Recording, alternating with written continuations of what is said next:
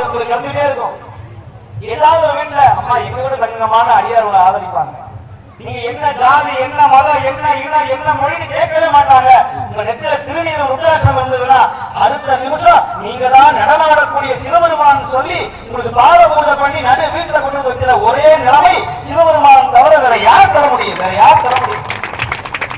உலகத்திலேயே கருணை வாய்ந்த தெய்வம் சிவபெருமான். பெருமாள் கோயில இப்படி ஏதாவது அடியா இருக்கிறாங்களா? பெருமாள் கோயில உழவார பணி செய்யறாங்களா? சரி, பிரம்மனுக்கு கோயில் இருக்குதா? சக்தி வழிபாடு செய்யறாங்க. இந்த மாதிரி எங்கேயாவது சக்தி வழிபாட்டுல கைலாய வாத்தியம் வாசிக்கிறாங்களா? உழவார பணி செய்யறாங்களா? இல்ல தினந்தோறும் நெஞ்ச சிவபெருமானை சூழ்ந்து கொண்டு அலைகிறாங்களா? அவங்க 4 நாளைக்கு மாலை போடுவான், 5 நாளுக்கு கஞ்சி வச்சுட்டு அசைவம் சாப்பிடுவான். ஆனா என்னைக்கு ருத்ராட்சத்தை ஏறி தீட்சையை வாங்கி திருநீரை பூசி சிவபெருமான உணர்ந்தாங்களோ சாகர வரையிலும் அசைவத்தை பத்தி மற்ற எதை பத்தி நினைக்காம நம்முடைய சிவபெருமான பச்சை குத்தி நெஞ்சில சுமந்துட்டு அலைகிறானே, இவனை விட உண்மையான சைவம் நம்முடைய அடியார்கள் வேற எந்த சமயத்தில் இருக்க முடியும்? யோசிச்சு பாருங்க. நான் அதனால திரும்ப சொல்றேன், இளைஞர்கள் இன்னைக்கு நிறைய பேர் வர்றாங்க. உலகத்திலேயே மிக சக்தி வாய்ந்த கடவுள் அண்ணாமலை அண்ணல்.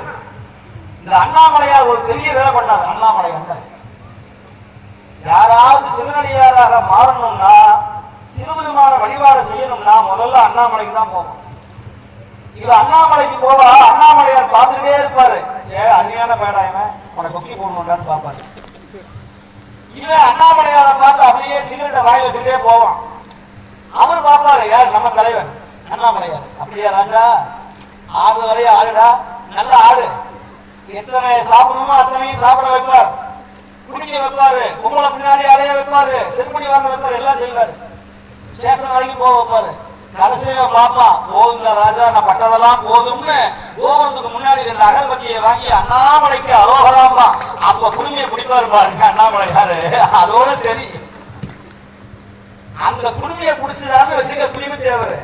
அதுக்கப்புறம் நீங்க ஓடவும் முடியாது, ஒழியவும் முடியாது. அப்புறம் என்னென்ன வேலை செய்வான், அவன் ருத்ராட்சத்தை வாங்கி போட வச்சிருவான், குடிமி மேல வச்சிருவான், முதுகுல பச்சை குத்த வச்சிருவான், இந்த பக்கம் சூழலை கொடுத்துருவான், இந்த பக்கம் நந்தியை கொடுப்பான், கைலாய வாத்தியை வாசிச்சு ஆட வச்சிருவான், கீழே உழுந்து உள்ள வைப்பான், திருவாரூர் தேரை போய் இழுத்து வச்சிருவான். இந்த மாதிரி திருக்கையில நடந்ததுன்னா வந்து உங்களை கீழே உட்கார வச்சிருவான். இத்தனை வேலையை செய்வான். என்ன வந்து